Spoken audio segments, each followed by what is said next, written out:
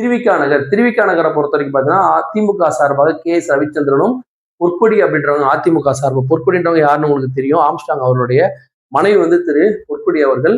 அவங்க வந்து அவங்களோட சொந்த தொகுதி அது, அங்க வந்து அவங்க போட்டி போடுறாங்க. திரு எம்ஆர் பல்லவி அப்படின்றவங்க வந்து டிவிகே சார்பாகவும், ஜெகதீஷ் சந்திர அப்படின்றவர் வந்து நாம் தமிழர் கட்சி சார்பாகவும் இந்த தொகுதியில வந்து போட்டி போடுறாங்க. இந்த பொற்கொடி அப்படின்றவங்க இந்த தொகுதி வந்து கொஞ்சம் முக்கியத்துவம் பெறுது. ஏன்னா ஆம்ஸ்டாங் அவர்கள் வந்து படுகொலைக்கு அப்புறமா ஒரு பிஎஸ்பியினுடைய பெரிய தலைவர், அவருடைய அண்ணருடைய அந்த மறைவுக்கு அப்புறமா அவங்க மனைவி வந்து அந்த கட்சியில சரியா மதிக்கப்படாம அதிமுக சேர்ந்து இடத்துல போட்டி போடுறாங்க. அவங்களோட ரிசல்ட் எப்படி இருக்குது இப்ப நம்ம பார்க்க போறோம். இதுல பாத்தீங்கன்னா சிவகுமார் அப்படின்ற ஒரு எம்எல்ஏ ஐயா வந்து டிஎம்கே சார்பா வித்தியாசம் பாருங்க, பொய் சொல்லல, 61.6% வாக்குகளும் அதிமுக சார்பாக 20 கிட்டத்தட்ட 41% வாக்குகள் வித்தியாசத்துல வந்து சிவகுமார் அப்படின்ற திமுகவுடைய கேண்டிடேட் வந்து வெற்றி பெற்றிருக்கிறாரு 2021 எலெக்ஷன்ல.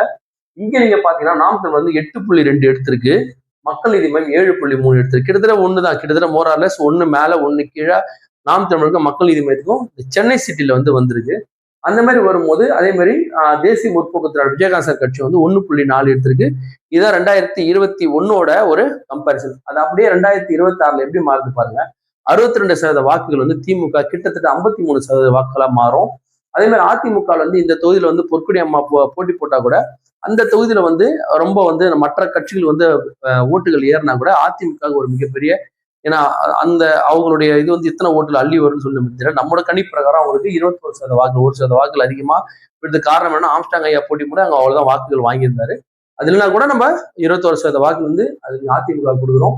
நாம் தமிழர் 8-12% வாக்குகள் அந்த இடத்துல பெறணும். தொடர்ந்து அவங்க போராட்டே இருக்காத பல பேர் மத்தியில வந்து அவங்களுடைய பேர் வந்து அடிபடுறதுனால 12% வாக்குகள் வாங்குவாங்க.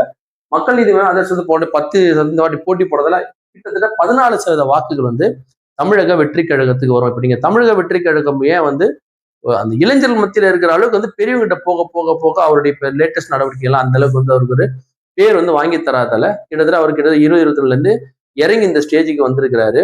இதுல பாத்தீங்கன்னா ஃபைனல் ரிசல்ட் பாத்தீங்கன்னா திருவிக்கா நகர் வந்து கிட்டத்தட்ட 32% வாக்குகள் வித்தியாசத்துல திமுக வெற்றி, கன்ஃபார்மா திமுக வெற்றி பெறும். அது வந்து எத்தனை சதவீத வாக்கு, நான் சொல்றேன் 32%. நீங்க என்னதான் நீங்க கூட்டி கழிச்சு பார்த்தாலும் அந்த தொகுதியை பொறுத்தவரைக்கும் திருவிக்கா நகர்ல பொறுத்தவரைக்கும் நம்முடைய திமுக தான் வெற்றி பெறும்.